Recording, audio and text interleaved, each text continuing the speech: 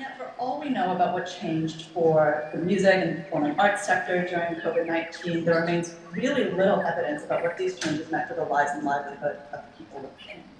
The pandemic created this incredible opportunity to reimagine what the possibilities could be for the future if we were to rebuild in a way that's not just for businesses, not just for organizations and the economy, but also for the needs of the people. So there are three overarching themes that I'd like to talk about. The first is about improved systems of funding and support for individual artists. The implications of that for individual artists is that they are really at the mercy of the commissioning organizations. These people act as gatekeepers for the sector, and they have the power to make or break an individual artist's career.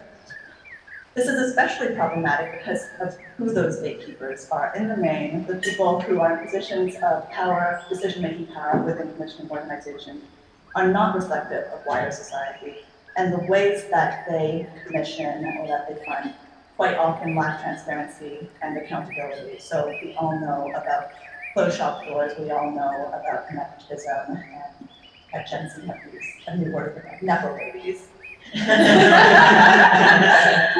Nepotism within the cultural sector. So how do artists want to see this change? What would a new system of funding and support look like that's centered in the needs of individual artists?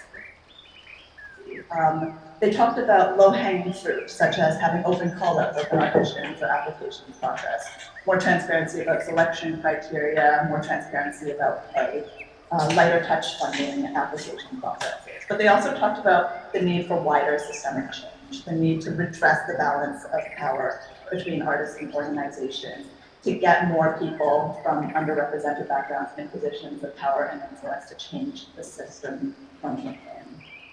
And combined, what they felt is that the structure of pay and the structure of their working conditions does not reflect their value to society. Ways that they described they wanted to see things change in the future.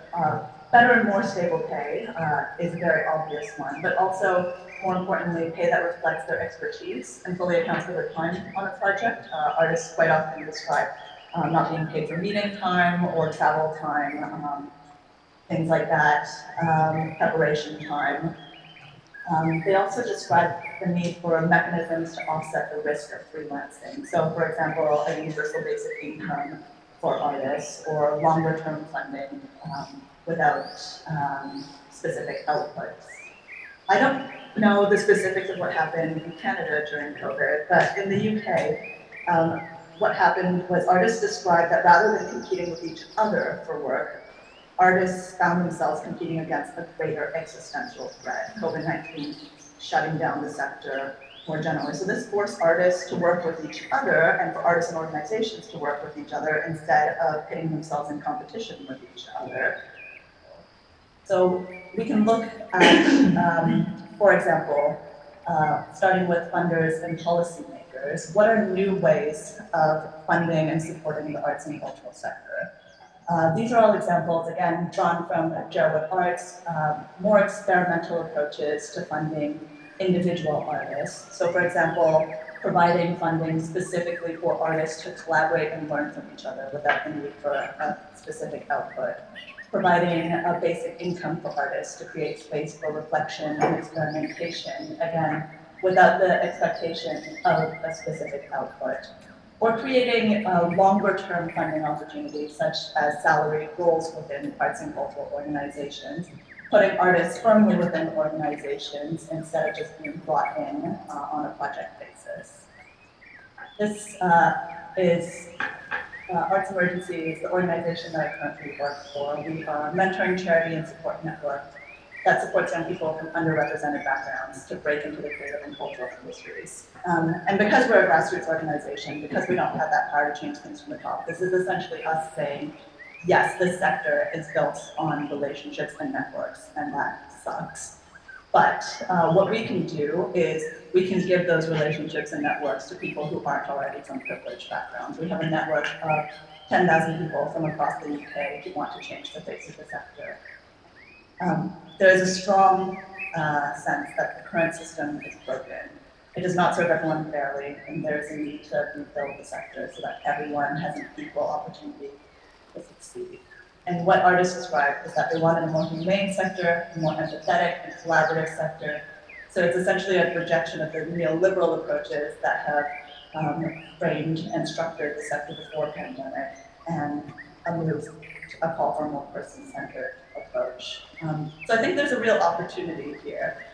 This has given a strong understanding of the values of an incredibly diverse set of people within the cultural sector, who are in the main those who will become the next generation of people to lead and to drive the sector if we give them the opportunity to. So if we listen to them, then there's a real opportunity to change and to create a sector that reflects their values.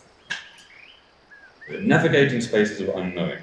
School of Music website claims to be about music for all. It's in caps and bold. And it's not untrue, but you can study all kinds of music. And in the School of Music's defense, I mean, they pay me handsomely to complain about how brilliant they are. It's a very good place to work. Also, we have an ethnomusicology program, we have some popular music studies courses, but you can't perform any kind of music apart from Western classical music. So this feels like an odd claim. It feels like a sort of disingenuous claim. And it's really frustrating. Boston's a diverse city. The US is obviously a very diverse country, and it just seems it seems very unfair, I think, that we don't allow this to happen. Music for all is not music for all. We say it is, but it isn't. And our admissions policies, and the programs we have, the faculty we hire, the admissions policies, none of these things really align to make it possible to kind of meet the claims we'd like to make. And I think there's a misalignment between the claims of the College of Fine Arts, which is like it's a broadly welcoming community, and the kind of restrictive, the bottleneck of the school. You just can't. I think we would like to be welcoming, but because of the way we do things around here, we can't. We can't get up our own ways. It's not news to suggest that music studies, as Ed Sareth calls it, is systemically racist. There's a lot of evidence to point in this direction. It's not news to suggest that music studies, as Ed Sareth calls it, is systemically racist. There's a lot of evidence to point in this direction. June Boyce Tillman's spirituality framework, which is it's kind of an all-encompassing sort of trying to understand the experience of doing something. When things are transcendent or transformative, maybe it's spirituality. And she has these 4 areas of materials and construction and values and expression that all come together to, if they all align, then it can be transformative. And as well as just kind of, I feel really good playing drums, which is kind of one of the reasons I like to do it. It's helped me articulate some of the nuances of this. Now, I think I've done 7 or 8 of these art gallery drumming installations.